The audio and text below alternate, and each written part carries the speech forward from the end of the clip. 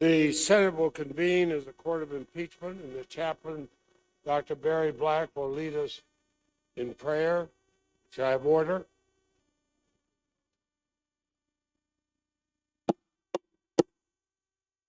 Order, and the chaplain will lead us in prayer. Let us pray. O Lord our God, yesterday this chamber reverberated to a standing ovation for the courage of Officer Eugene Goodman in defending this building and human life.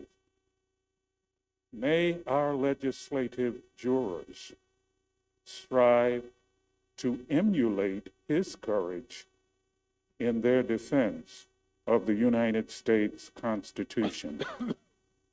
Lord, touch and move them to believe that the end does not justify the means. Help them to remember that the end is inherent and built in to the means. Fill our senators with a spirit that combines common sense with commitment, conscience, and courage. We pray in your merciful name. Amen. Please join me in reciting the Pledge of Allegiance. States of America, to the republic for which it stands, one nation, under God, indivisible, liberty and justice for all.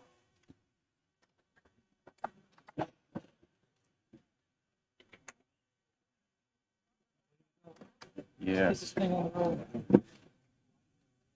Yes. Senators, please be seated.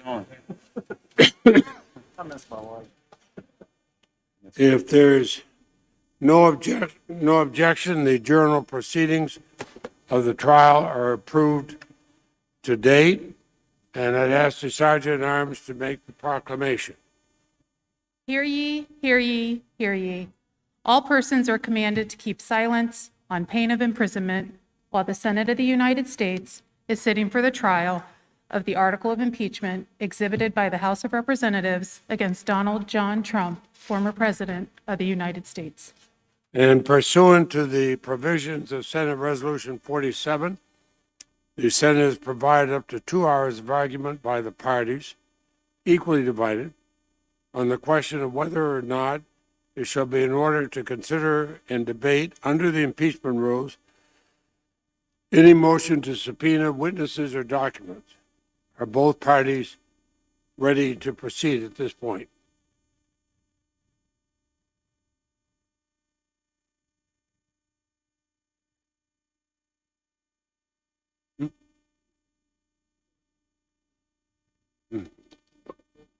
They may proceed.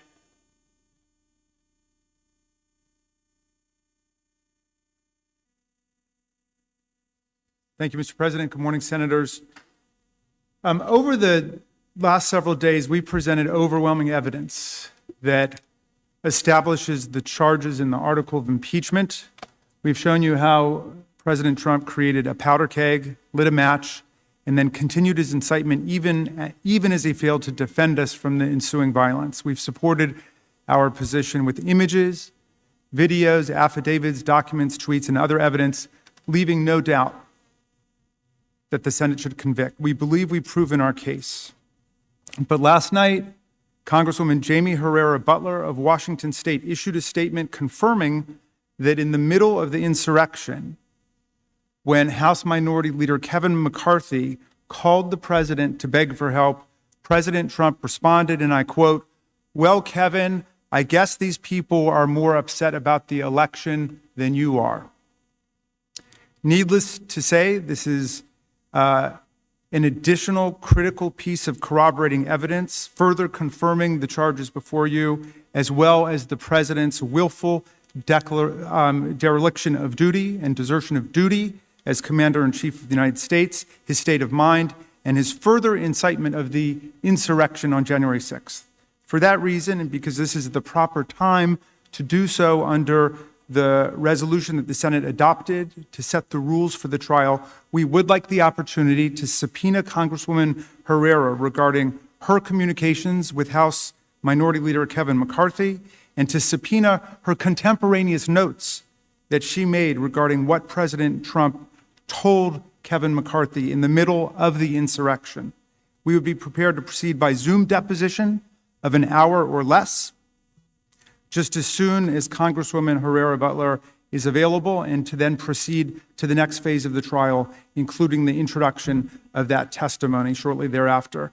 Congresswoman Butler further stated that she hopes other witnesses to this part of the story, other patriots, as she put it, would come forward. And if that happens, we would seek the opportunity to take their depositions via Zoom, also for less than an hour, or to subpoena other relevant documents as well.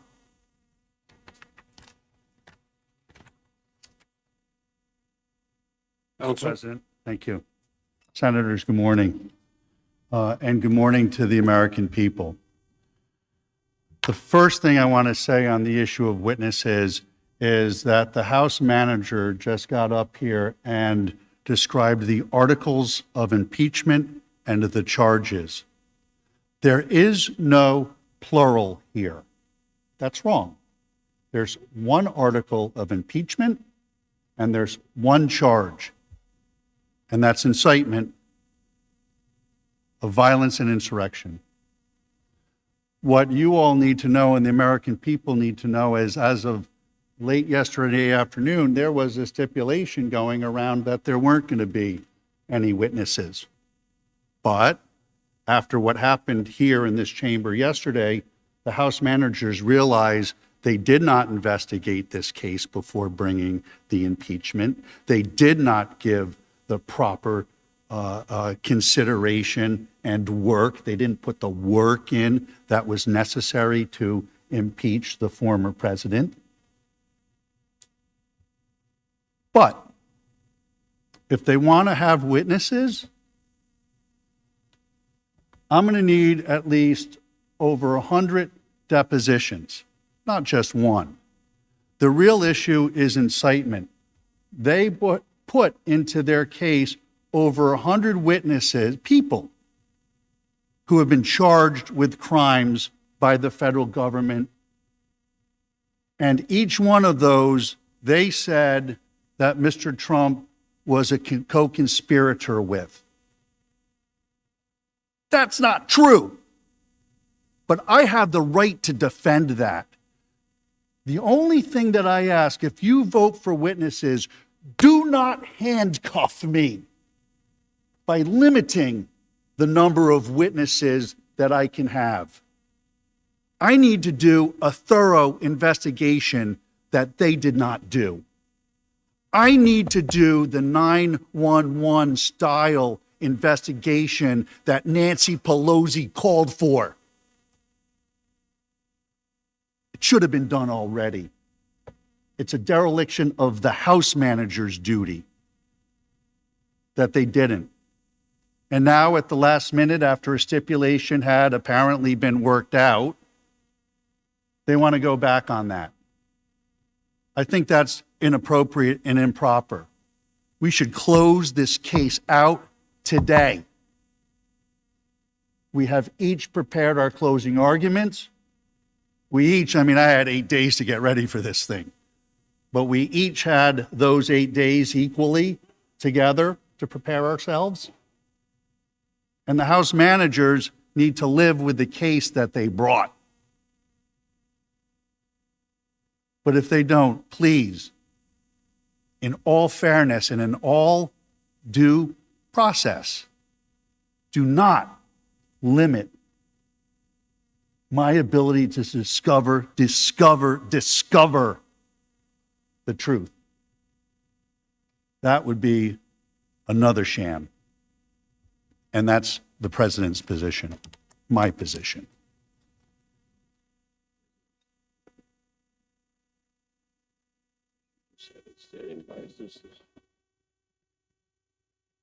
Mr. Askin. Thank you, Mr. President. First of all, this is the proper time that we were assigned to talk about witnesses. This is completely within the course of the rules set forth by the Senate. There's nothing remotely unusual about this.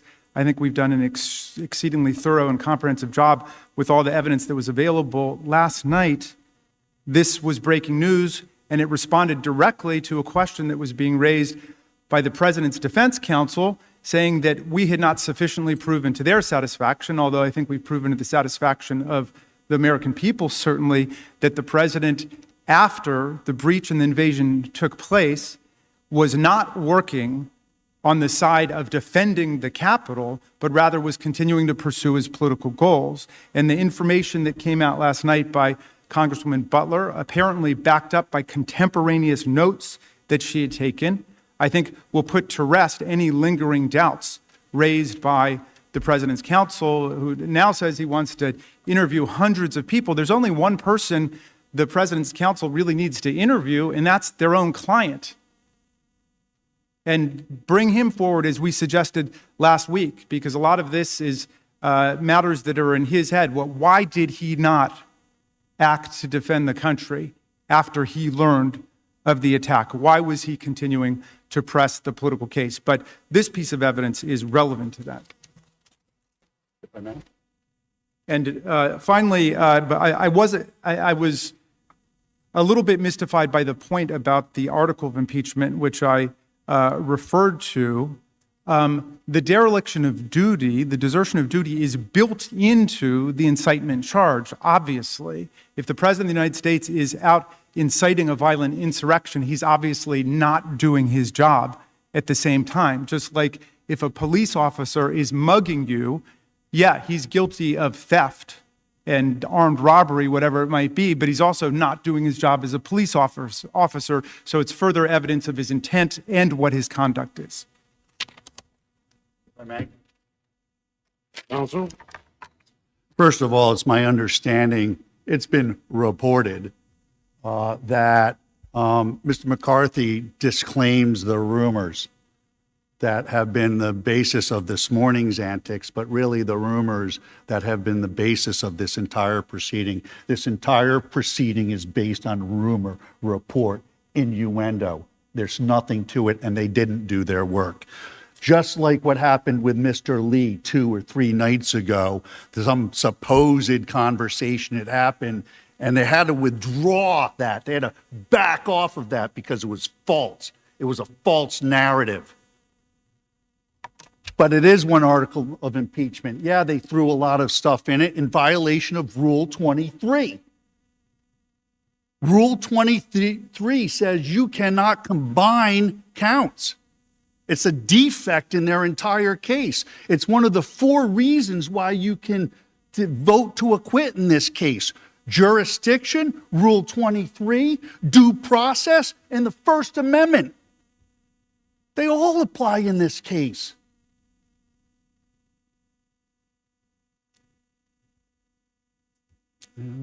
Let me take my own advice and cool the temperature in the room a little bit.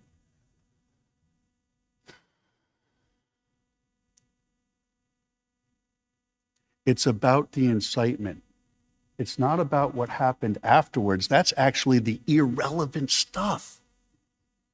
That's the irrelevant stuff. It's not the things that were said from the election to January 6th. It's not relevant to the legal analysis of the issues that are before this body. It doesn't matter what happened after the insurgents into the Capitol building, because that doesn't have to do with incitement. Incitement it's a point in time, folks. It's a point in time when the words are spoken and the words say, implicitly say, explicitly say, commit acts of violence or lawlessness. And we don't have that here. So for the House managers to say we need depositions about things that happened after, it's not true. But if he does, There are a lot of depositions that need to be happened. Nancy Pelosi's deposition needs to be taken. Vice President Harris's deposition absolutely needs to be taken, and not by Zoom. None of these depositions should be done by Zoom. We didn't do this hearing by Zoom. These depositions should be done in person, in my office, in Philadelphia. That's where they should be done. I don't know how many civil lawyers are here, but that's the way it works, folks. When you want somebody's deposition, you send a notice of deposition, and they appear at the place where the notice says. That's civil process. I don't know why you're laughing. It is civil process. That is the way lawyers do it. We send notices of deposition. In the notice of... I would remind everybody that we will have order in I don't have... the chamber during these proceedings. I haven't laughed at any of you. And there's nothing laughable here. He mentioned my client coming in to testify. That is not the way it's done. If he wanted to talk to Donald Trump, he should have put a subpoena down, like I'm going to slap subpoenas on a good number of people. If witnesses are what is required here for them to try to get their case back in order, which has failed miserably for 4 reasons. There is no jurisdiction here. There has been no due process here. They have completely violated and ignored and stepped on the Constitution of the United States. They have trampled on it like people who have no respect for it.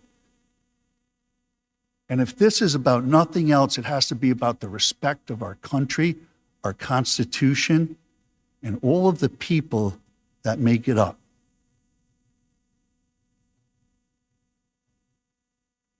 And so that I ask, when considering or voting on this witness matter, and to be clear, this may be the time to do it, but again, and everybody needs to know, the backroom politics, I'm not so much into it all, and I'm not too adept at it neither. But there was a stipulation. They felt pretty comfortable after day 2, until their case was tested on day 3.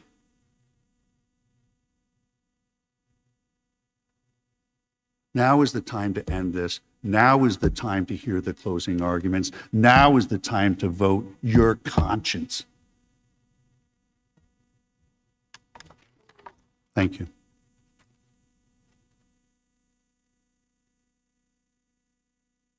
Mr. Raskin? We were involved in no discussions about the stipulation, and I have no further comment. Thank you, Mr. President.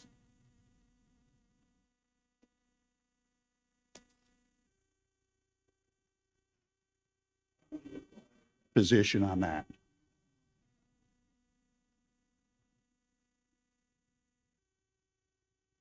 I would remind everybody, as Chief Justice Roberts noted on January 21st, 2020, citing the trial of Charles Swain, 1905, all parties in this chamber must refrain from using language that is not conducive to civil discourse. I listened to Chief Justice Roberts say that. I agreed with him, and I thought for our colleagues, I would repeat it as I did last night.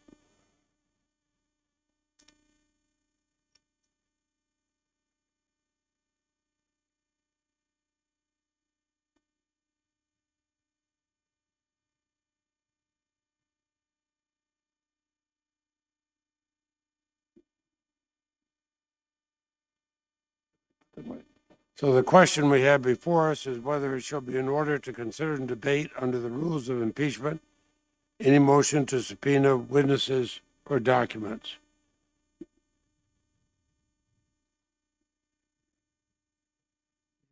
For the yeas and nays has been made. Is there a sufficient second? There appears to be there is. The clerk will call the roll. Ms. Baldwin.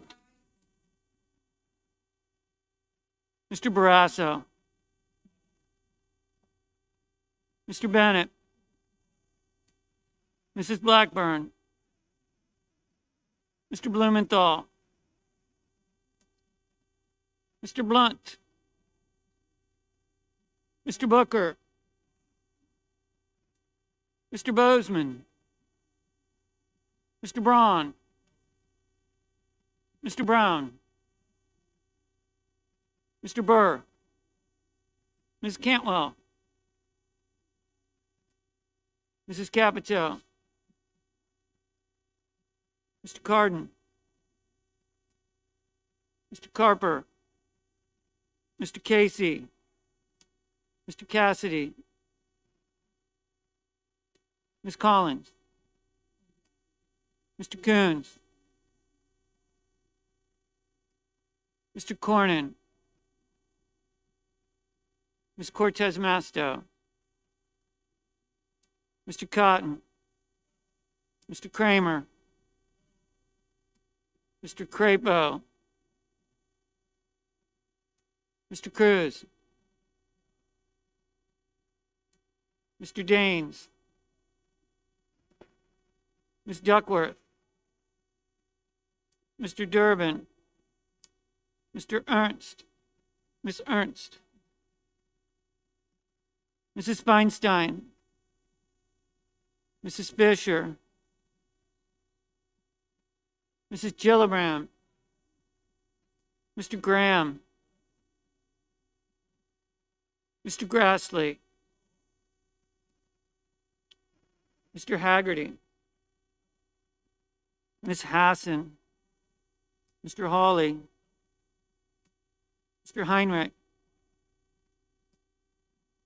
Mr. Hickenlooper. Ms. Hirono.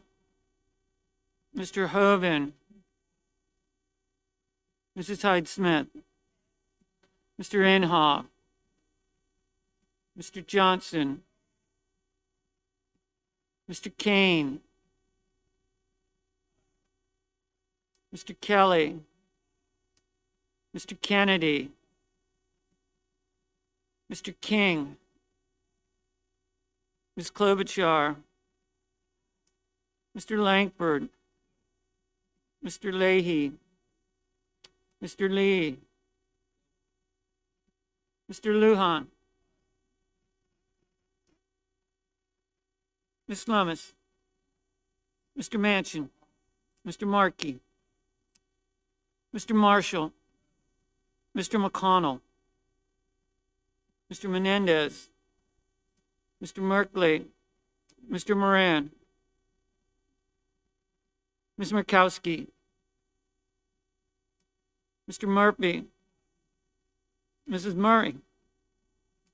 Mr. Ossoff. Mr. Padilla. Mr. Paul. Mr. Peters.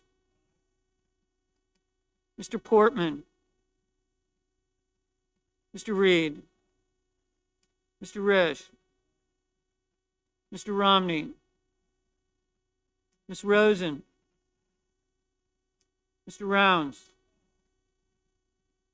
Mr. Rubio. Mr. Sanders. Mr. Sass. Mr. Schatz. Mr. Schumer. Mr. Scott of Florida. Mr. Scott of South Carolina. Mrs. Shaheen. Mr. Shelby. Ms. Sinema.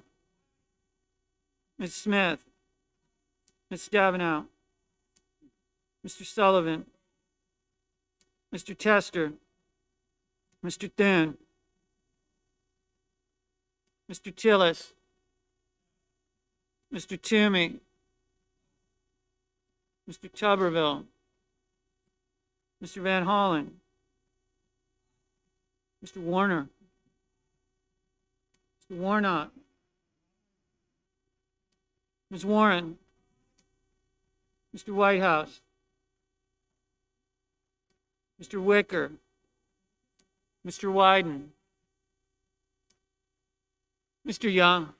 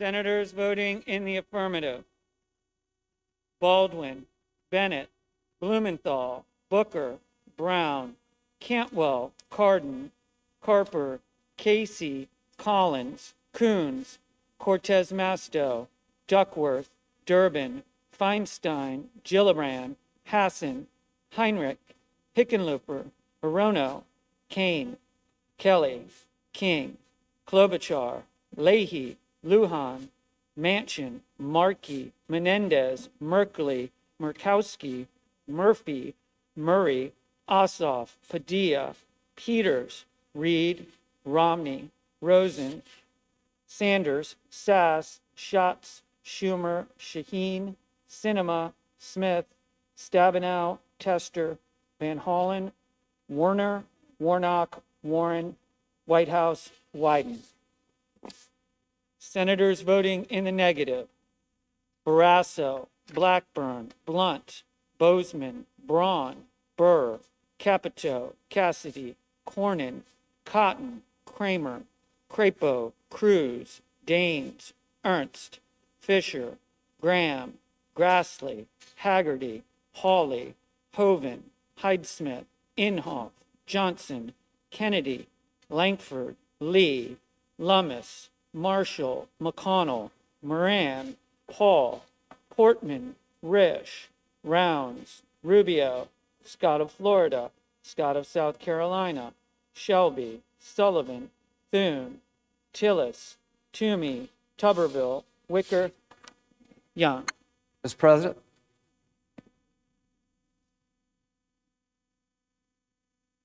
I'd like to change my vote to aye. Mr. Graham. Mr. Graham, aye.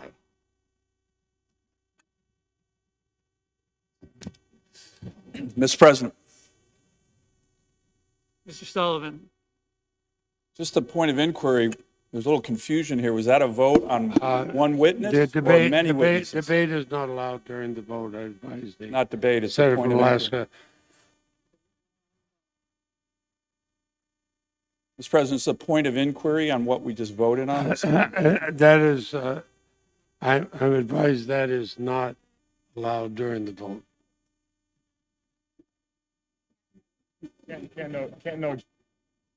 Immediately before they start to cast.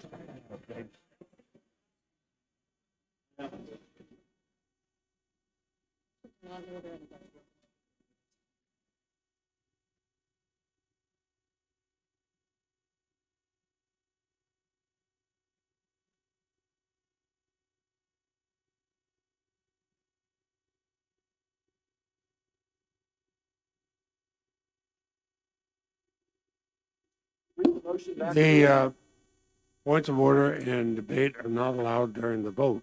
That is established Senate procedure that we always follow.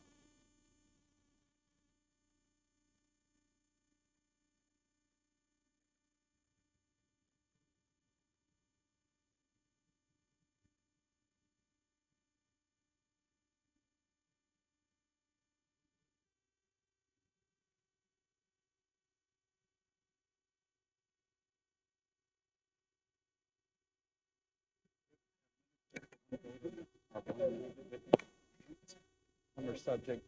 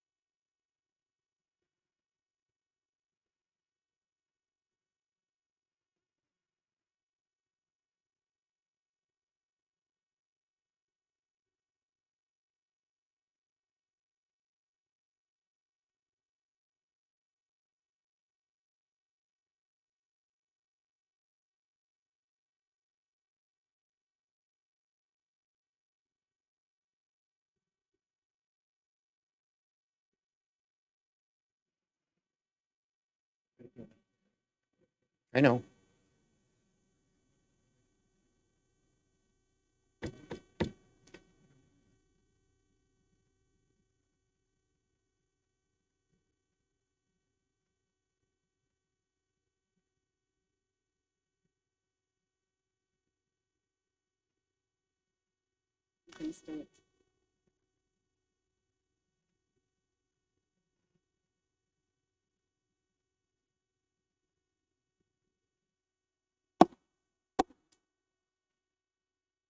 On the question of whether it shall be in order to consider and debate under the rules of impeachment any motion to subpoena witnesses or document, the motion is agreed to by a vote of 55 to 45.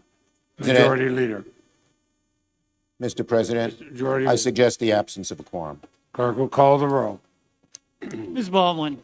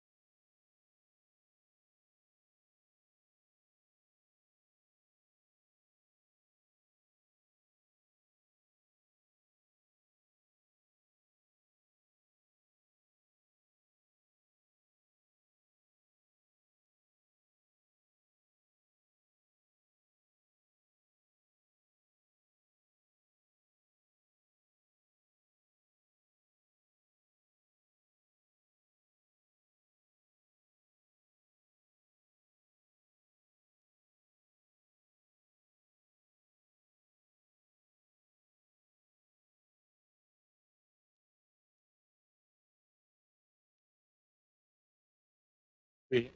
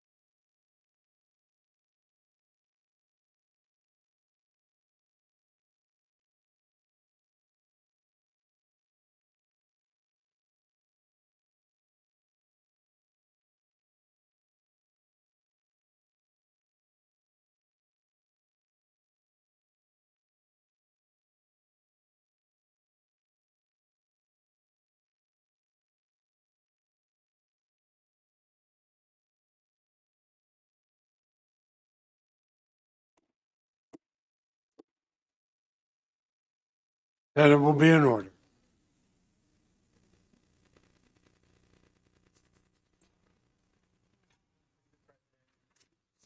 Majority Leader. Without objection, so ordered. Vanderveen?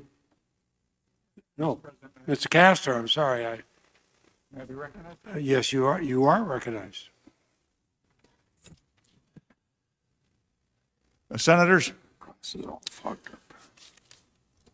Donald John Trump, by his counsel, is prepared to stipulate that if Representative Herrera Butler were to testify under oath as part of these proceedings, her testimony would be consistent with the statement she issued on February 12, 2021, and the former president's counsel is agreeable to the admission of that public statement into evidence at this time. Thank you, Mr. Castor.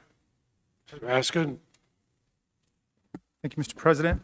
The managers are prepared to enter into the agreement. I will now read the statement. This is the statement of Congresswoman Jamie Herrera Butler, February 12, 2021. In my January 12th statement in support of the article of impeachment, I referenced a conversation House Minority Leader Kevin McCarthy relayed to me that he'd had with President Trump while the January 6th attack was ongoing. Here are the details. When McCarthy finally reached the president on January 6th and asked him to publicly and forcefully call off the riot, the president initially repeated the falsehood that it was Antifa that had breached the Capitol. McCarthy refuted that and told the president that these were Trump supporters. That's when, according to McCarthy, the president said, Well, Kevin, I guess these people are more upset about the election than you are. Since I publicly announced my decision to vote for impeachment, I have shared these details in countless conversations with constituents and colleagues, and multiple times through the media and other public forums. I told it to the Daily News of Longview on January 17th. I've shared it with local county Republican executive board members, as well as other constituents who asked me to explain my vote. I shared it with thousands of residents on my telephone town hall on February 8th. Mr. President, I now move that the Senate admit the statement into evidence. Objection, and without objection, the statement will be admitted into evidence. And does either party wish to make any further motions related to witnesses or documents at this time? Mr. President, the President's counsel have no further motions. Discussion. And Mr. President, we have no further motions either. Excuse me, then the chair would note that neither party wishes to make further motions under Section 6 of Senate Resolution 47. Therefore, the next question is on admission of the evidence submitted by both parties pursuant to Section 8 of the resolution.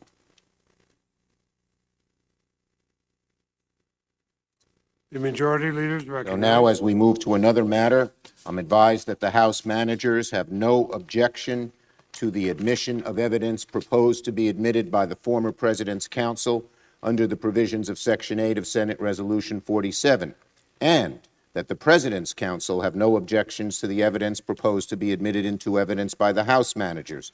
Pursuant to Section 8 of the resolution, as agreed to by Leader McConnell and myself a few days ago, both parties have made timely filings of this evidence with the Secretary of the Senate and have provided copies to each other.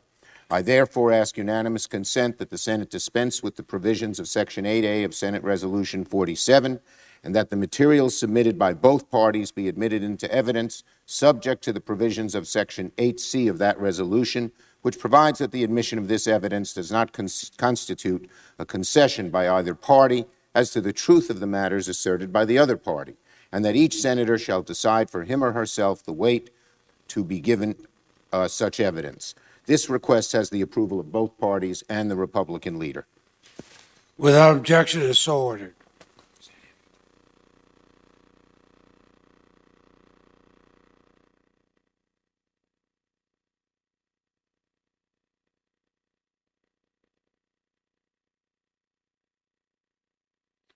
Okay, then pursuant to the provisions of Senate Resolution 47, the Senate has provided for up to 4 hours of closing arguments. They'll be equally divided between the managers on the part of the House of Representatives and the counsel for the former president. And pursuant to Rule 22 of the Rules of Procedure and Practice in the Senate, when sitting on impeachment trials, the argument shall be open and closed on the part of the House of Representatives. So the chair recognizes Mr. Manager Raskin to begin the presentation on the part of the House of Representatives. Mr. Raskin, under Rule 22, you may reserve time if you wish. Thank you, Mr. President. Members of the Senate, before I proceed, it was suggested by defense counsel that Donald Trump's conduct during the attack, as described in Congresswoman Butler's statement, is somehow not part of the constitutional offense for which former President Trump has been charged. I want to reject that falsehood and that fallacy immediately. After he knew that violence was underway at the Capitol, President Trump took actions that further incited the insurgents to be more inflamed and to take even more extreme, selective, and focused action against Vice President Mike Pence. Former President Trump also, as described by Congressman Butler's notes, refused requests to publicly, immediately, and forcefully call off the riots. And when he was told that the insurgents inside the Capitol were Trump supporters, the president said, quote, "Well, Kevin, I guess these people are more upset about the election than you are." Think about that for a second. This uncontradicted statement that has just been stipulated as part of the evidentiary record. The president said, "Well, Kevin, I guess these people," meaning the mobsters, the insurrectionists, "are more upset about the election than you are." That conduct is obviously part and parcel of the constitutional offense that he was impeached for, namely incitement to insurrection. That is continuing incitement to the insurrection. The conduct described not only perpetuated his continuing offense, but also provides to us here today further decisive evidence of his intent to incite the insurrection in the first place. When my opposing counsel says that you should ignore the president's actions after the insurrection began, that is plainly wrong. And it, of course, reflects the fact that they have no defense to his outrageous, scandalous, and unconstitutional conduct in the middle of a violent assault on the Capitol that he incited. Senators, think about it for a second. Say you light a fire and you're charged with arson. And the defense counsel says, everything that I did after the fire started is irrelevant. And the court would reject that immediately and say, that's not true at all. It's extremely relevant to whether or not you committed the crime. If you run over and try to put out the flames, if you get lots of water and say, help, help, there's a fire, if you call for help, a court will could infer that you didn't intend for the fire to be lit in the first place. They would accept your defense, perhaps, that it was all an accident. It was an all accident. Accidents happen with fire. But if, on the other hand, when the fire erupts, you go and you pour more fuel on it, you stand by and you watch it gleefully, any reasonable person will infer that you not only intended the fire to start, but that once it got started and began to spread, you intended to continue to keep the fire going. And that's exactly where we are, my friends. Of course, your conduct while a crime is ongoing is relevant to your culpability, both to the continuation of the offense, but also directly relevant, directly illuminating to what your purpose was originally. What was your intent? And any court in the land would laugh out of court any criminal defendant who said, what I did after I allegedly killed that person is irrelevant to whether or not I intended to kill them. I mean, come on. Donald Trump's refusal not only to send help, but also to continue to further incite the insurgents against his own vice president provides further decisive evidence of both his intent to start this violent insurrection and his continued incitement once the attack had begun to override the Capitol. All right. Senators, that was in response to this new evidentiary particle that came in. But in my closing, I want to thank you for your remarkable attention and your seriousness of purpose befitting your office. We've offered you overwhelming and irrefutable and certainly unrefuted evidence that former President Trump incited this insurrection against us. To quote the statement Representative Liz Cheney made in January, quote, on January 6, 2021, a violent mob attacked the United States Capitol to obstruct the process of our democracy and stop the counting of presidential electoral votes. This insurrection caused injury, death, and destruction in the most sacred space in our republic. She continued, Representative Cheney continued, much more will become clear in coming days and weeks, but what we know now is enough. The President of the United States summoned this mob, assembled this mob, and lit the flame of this attack. Everything that followed was his doing. None of this would have happened without the president. The president could have immediately and forcefully intervened to stop the violence. He did not. There has never been a greater betrayal by the President of the United States of his office and his oath to the Constitution. I will vote to impeach the president.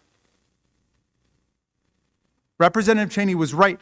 She based her vote on the facts, on the evidence, and on the Constitution.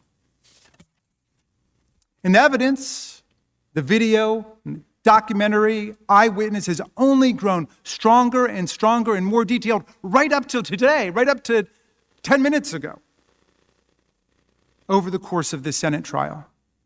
And I have no doubt that you all noticed that despite the various propaganda reels and so on, President Trump's lawyers have said almost nothing to contest or overcome the actual evidence of former President Trump's conduct that we presented, much less have they brought their client forward to tell us his side of the story. We sent him a letter last week, which they rejected out of hand. The former president of the United States refused to come and tell us, and I ask any of you, if you were charged with inciting violent insurrection against our country, and you were falsely accused, would you come and testify? I know I would. I'd be there at 7 o'clock in the morning waiting for the doors to open. I'm sure that's true of 100 senators in this room. I hope it's true of 100 senators in this room. Senate was lectured several times yesterday about cancel culture. Well, not even 2 weeks ago, the president's most reliable supporters in the House, I'm sorry, not the president, the former president's most reliable supporters in the House tried to cancel out Representative Cheney because of her courageous and patriotic defense of the Republic and the truth and the Constitution. They tried to strip her of her leading role as chair of the House Republican Conference. But you know what? I hope everybody takes a second to reflect on this. The conference rejected this plainly retaliatory and cowardly attempt to punish her for telling the truth to her constituents and her country and voting for impeachment. Who says you can't stand up against bullies? Who says? In my mind, Liz Cheney is a hero for standing up for the truth and resisting this retaliatory cancel culture that she was subjected to. But she beat them on a vote of 145 to 61, more than 2-to-1 vote. You know, Ben Franklin, a great champion of enlightenment, an enemy of political fanaticism and cowardice, and of course another great Philadelphian, once wrote this: I have observed that wrong is always growing more wrong until there is no bearing it anymore, and that right, however opposed, comes right at last. Comes right at last. Think about that. This is America, home of the brave, land of the free. The America of Ben Franklin, who said, if you make yourself a sheep, the wolves will eat you. Don't make yourself a sheep. The wolves will eat you. The America of Thomas Jefferson, who said at another difficult moment, a little patience and we shall see the reign of witches pass over, their spirits dissolve, and the people, recovering their true sight, restore their government to its true principles. The America of Tom Paine, who said, the mind, once enlightened, cannot again become dark. Now, we showed you hour after hour of real-time evidence demonstrating every step of Donald Trump's constitutional crime. We showed you how he indoctrinated the mob with his Orwellian propaganda about how the election he lost by more than 7 million votes and 306 to 232 in the electoral college, which he had described as a landslide when he won by the exact same margin in 2016, was actually a landslide victory for him being stolen away by a bipartisan conspiracy and fraud and corruption.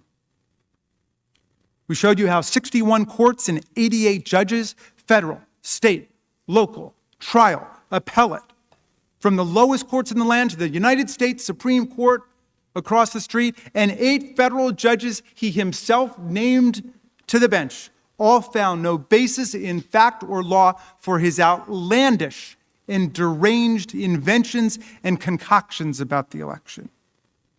In the meantime, President Trump tried to bully state-level officials to commit a fraud on the public by literally finding votes.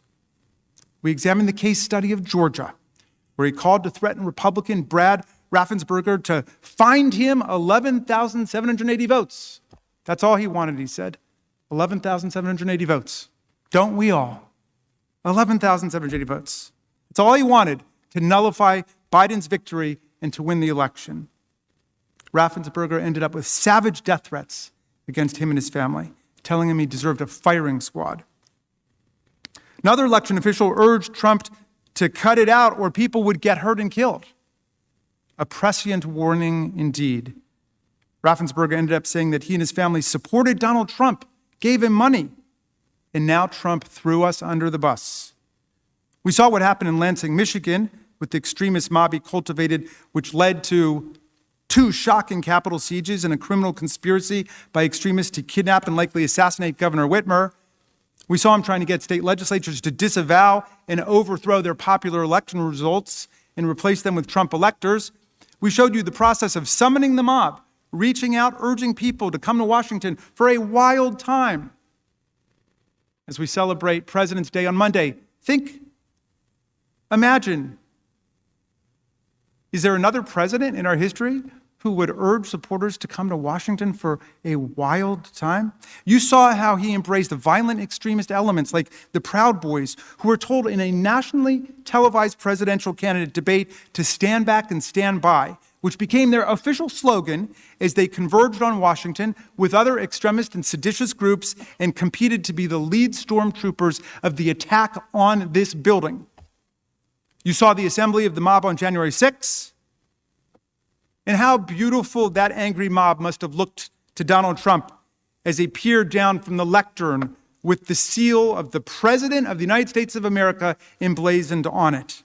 That crowd was filled with extremists in tactical gear, armed to the teeth and ready to fight, and other brawling MAGA supporters. All of them saying, "Stop the steal right now." And he said he was going to march with them to the Capitol, even though the permit for the rally specifically forbade a march. But he said he would march with them, giving them more comfort that what they were doing was legitimate. It was okay. But of course, he stayed back, as he presumably didn't want to be too close to the action at the Capitol, as the lawyers called it. Not an insurrection, they urged us yesterday. It's an action. He didn't want to be too close to the action when all